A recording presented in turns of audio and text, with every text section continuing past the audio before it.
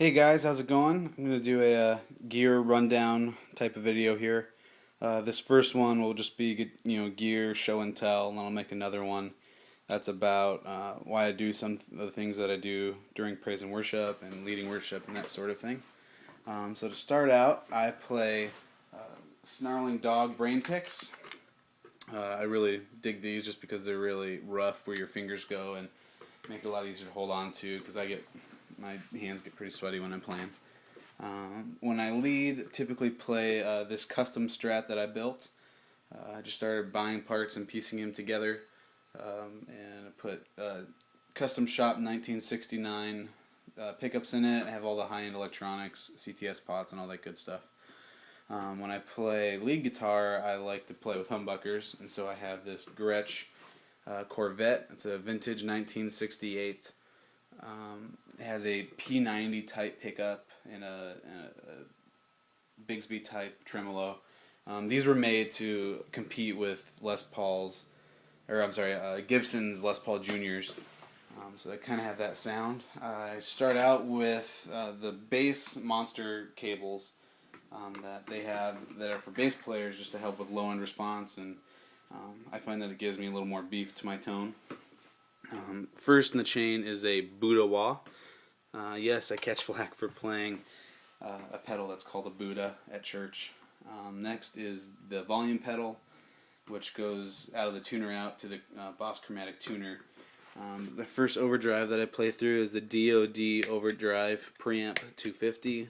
This is a really cheap pedal that literally was sitting in a drawer of mine for years and years since I started playing. Somebody gave it to my stepdad for us, and I didn't like it at first and was just trash to me. And on a whim, I just plugged it in and I fell in love with it, and I really dig it. So I put this yellow LED in it because it doesn't have an LED, and nor is it true bypass, but when you do that LED mod, you have to put a true bypass switch in it. So that's that. This is a Blues Breaker by Marshall, not the BD2 or Blues Breaker 2 that they sell now. This is a vintage one. You can only find them used. I love that. Those are my two main overdrives. This is a Ibanez TS808 reissue, Keeley modded with a true bypass. They put this blue LED in it so that it's actually seeable on stage, as well as one of the actual vintage chips that were in the first line of the Keeley modded 808s. This is a Gigadelay DD20. These are popular for all kinds of guitar players. I like it because it has a dotted 8 setting, which I use all the time in church, and it's my go-to delay pedal for that reason alone. This is a T-Rex replica. I use this when I stack delays just to give it a really ambient sound, especially for volume swells and that sort of thing. This is the Adrenaline by Roger Lynn. It's supposed to be a drum machine that you can play along with, and it has all kinds of amp modeling and stuff. I don't use it for any of that. I use it just for the effects, like the rotary and the auto wah. This was used by John Mayer and Bigger Than My Body and Green Day for Boulevard of Broken Dreams. And it just has a lot of really cool effects that are really unique and really just inspire cool music. And I'm working on some songs right now based off some of the effects. But it is a tone sucker, so I run it through this Boss loop pedal. And I know that these Boss loop pedals aren't the best, but it's better than nothing. And I got it really cheap on Craigslist. Lastly is the Boosta Grande, and it's just a volume boost solo type pedal. I just kick it on when I need a little extra something to get over on top of the mix. Then I play out of a custom Vibrolux Reverb by Fender.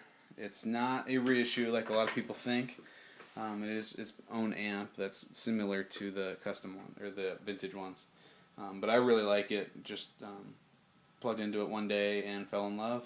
Keep it all in cases. Extra little doohickeys or capos. Here's a Kaiser capo that everybody has, and they work great. This is the G7th capo. If you have problems with your guitar going out of tune, when you put the capo on, then try that guy out. It's not spring like the other ones. You can stop it at any point. So you just put it on the neck and squeeze it down until it's wherever you want, and it stays there, and it works great. I prefer glass capos over copper, just because my heroes do it, so that's why I do it. This one's tapered, so that I can fit my bigger fingers in there. So that option's available up there if you're dealing with that. An Ebo, which is overly priced and nobody ever uses them, and I wouldn't spend $100 on them if I'm used. So that is it. Thanks, guys.